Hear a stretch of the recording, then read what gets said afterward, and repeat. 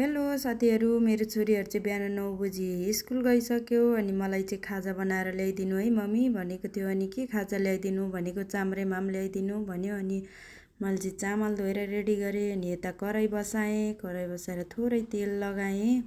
अनि तेल लगाएर एकछिन खरिन दिएँ। अनि खरिएपछि मसला लगाएँ, मसला लगाएर अनि चामल लगाएँ। अनि चामललाई सरसर सरसर चलाएँ। अनि चलाएपछि बेसार लगाएर चलाएँ, फेरि सरसर अनि नुन लगाएँ थोरै स्वादअनुसार। अनि नुन लगाएपछि चाहिँ अनि सरसर चलाइदिएँ। अनि चलाएपछि पानी ल्याएर लगाइदिएँ। अनि पानी लगाएपछि फेरि चलाएँ। अनि फेरि चलाएर सरसर उम्लिन छोडेँ। उम्लिएपछि अनि फेरि चलाइदिएँ। अनि चलाएर एकछिन छोडिदिएको, उम्लिँदैछ।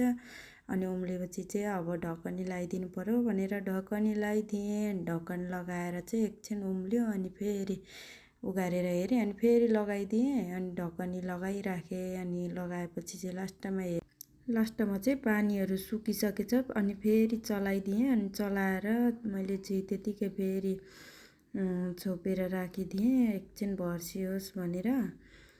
अनि फेरि एकछिन भर्सिएपछि फेरि उठाएर हेरेँ। अनि फेरि चलाइदिएँ। चलाएपछि फेरि अब चाहिँ पाकिसकेको थियो। अनि पाकिसकेपछि चाहिँ अब चाहिँ ग्यास बन्द गरिराखेँ। अनि फेरि अब जाने बेला भयो नि त। अनि टिफिनहरू बट्टाहरू ल्याएर थपक लगाएँ बट्टामा खाना। अनि खाना लगाएर बिर्कोहरू लगाएँ। बिर्को लगाइसकेपछि झोलामा ब्यागमा लगाएँ। ब्यागमा लाएर अनि सट्ट किचनबाट म चाहिँ झोला बोकेर आएँ। अनि म चाहिँ साइकलमा लान्छु नि त खाजा नानीलाई। अनि साइकलमा लगाएँ।